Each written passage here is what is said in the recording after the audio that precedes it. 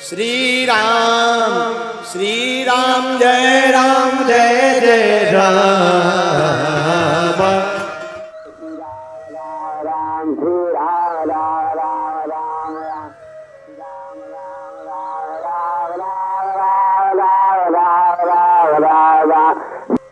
राम ये सिर्फ एक नाम नहीं, इस कलयुग का महामंत्र है। सदियों पहले ही कबीरदास जी यह बात लिख गए हैं। मुख से निकलने वाला 2 अक्षर का अद्भुत नाम राम अपने आप में तीर्थ के समान है। राम की महिमा अपरंपार है। दरअसल जीवन का आधार ही राम नाम है। हर जगह राम नाम की महिमा का गुणगान है। राम सिर्फ एक नाम नहीं है, राम नाम तो सबसे बड़ा मंत्र है।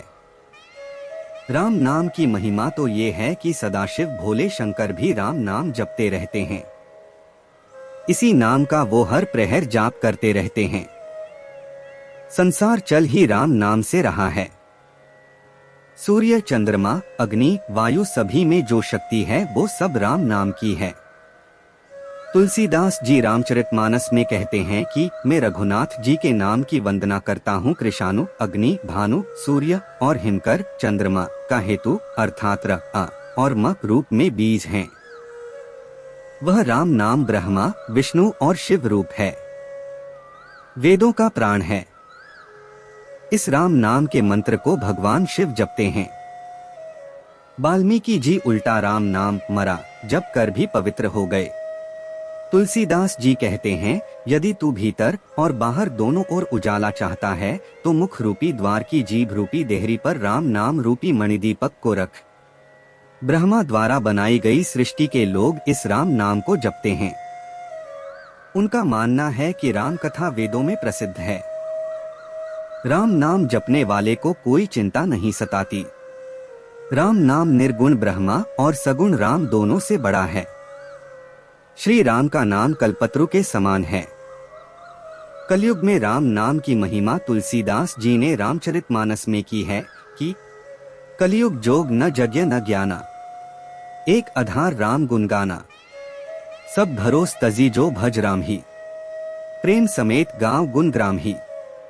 तुलसीदास जी कहते हैं कि कलयुग में न योग है, न यज्ञ है, ना ही ज्ञान है, केवल राम नाम ही एक आधार है जो सब भरोसे त्याग कर श्री राम का नाम सिमरन करता है और उनके गुणों का गान करता है।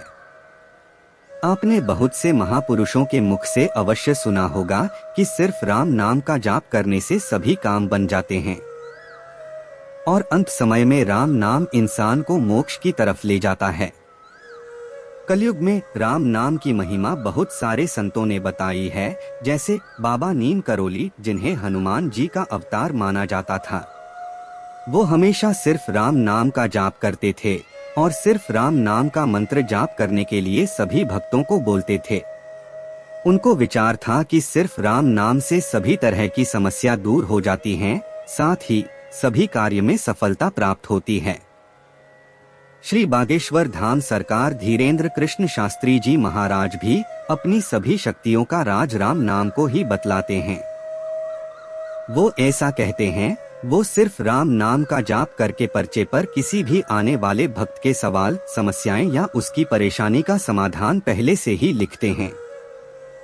तो चलो कुछ पौराणिक कथाओं से जानते हैं राम नाम की महिमा के बारे में कि क्यों राम का नाम प्रभु श्री राम से भी बड़ा है। पहली कथा भगवान शिव के बारे में ही। कहते हैं कि समुद्र मंथन से जब कालकूट विषाग्नि के रूप में हलाहल जहर निकला तब सभी जलचर छटपटाने लगे। समुद्र में खलबली मच गई। देवता घबरा गए, अरे ये क्या हुआ।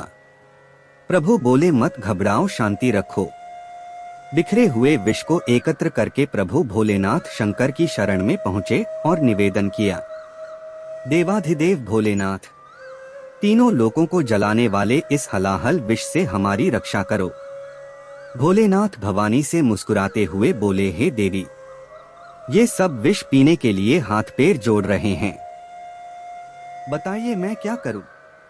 भवानी दुविधा में पड़ गई, फिर विचार करने के बाद बोली, भगवान आप वही कीजिए जिसमें सबका कल्याण हो। भोलेनाथ ने पूछा, मतलब हम विष पी जाएं?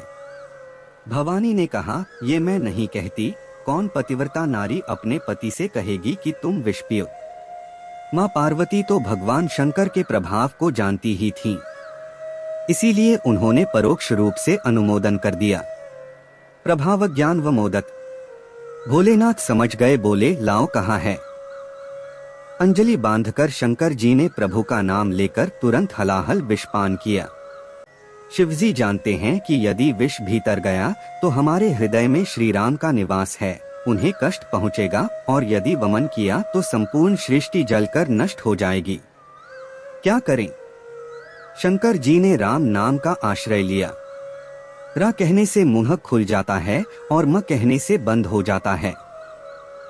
राम नाम के बीच में सारा विष गले में अटका लिया, न बाहर न भीतर।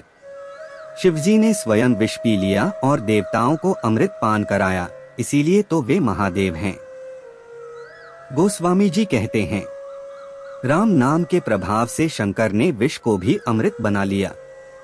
भोलेनाथ का कंठ नीला हो गया और उनका नाम नीलकंठ हो गया। बोलिए नीलकंठ भगवान की जय। जिस समय भगवान शंकर विष पी रहे थे, उस समय उनके हाथ से थोड़ा सा विष टपक पड़ा, उसे सांप बिच्छू ने पान कर लिया, इस कारण वे भी विषैले हो गए। दूसरी कथा रामायण से है। हिंदू धर्म के प्रमुख ग्रंथ रामायण के अनुसार जब अश्वमेघ यज्ञ पूरा हो गया तो श्री राम ने एक बहुत बड़ी सभा का आयोजन किया, जिसमें उन्होंने सभी देवता, ऋषि, मुनि, किन्नरों, यक्षों और राजाओं आदि को उसमें आमंत्रित किया। कहा जाता है कि सभा में बहस हुई कि राम बड़े या फिर राम का नाम बड़ा। नारद जी कहते थे कि राम का नाम बड़ा, और बाकी सभी सभा जन कहते थे कि राम बड़े। अपने वचन को सिद्ध करने के लिए नारद जी ने एक युक्ति लगाई। जब हनुमान जी सभा में आए, उन्होंने हनुमान जी को सभी ऋषि मुनियों को प्रणाम करने के लिए कहा, लेकिन महाराज जी विश्वामित्र के बारे में उन्हें कुछ नहीं बताया, इसलिए उन्होंने प्रणाम नहीं किया।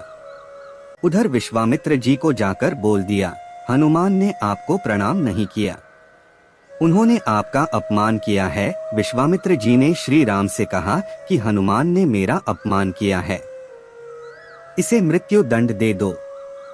जब हनुमान जी को पता लगा कि श्री राम जी उन्हें मृत्यु दंड देने वाले हैं, तो वह एक पेड़ के नीचे जाकर बैठ गए और राम राम की धुन जपने लगे।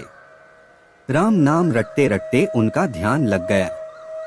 जब श्री राम जी वहां पहुंचे तो उन्होंने हनुमान जी पर बहुत से तीर चलाए, पर हनुमान जी का एक बाल भी बांका नहीं हुआ।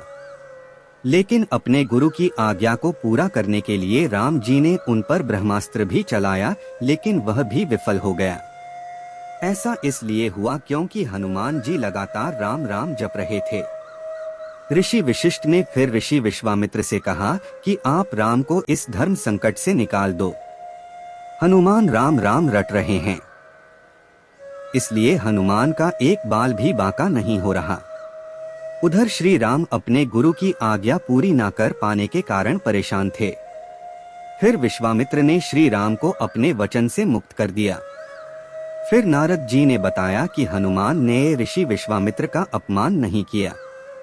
मैंने जानबूझकर उन्हें ऋषि विश्वामित्र के बारे में बताया ही नहीं था, क्योंकि मैं सिद्ध करना चाहता था कि राम से बड़ा राम का नाम है, और इस बात को राम भक्त हनुमान से बढ़कर और कौन सिद्ध सकता है।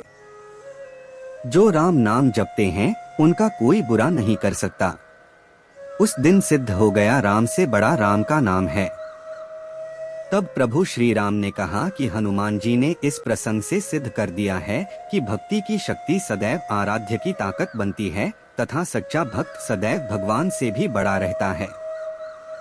इस प्रकार हनुमान जी ने राम नाम के सहारे श्री राम को भी हरा दिया। धन्य है राम नाम और धन्य धन्य है प्रभु श्री राम के भक्त हनुमान।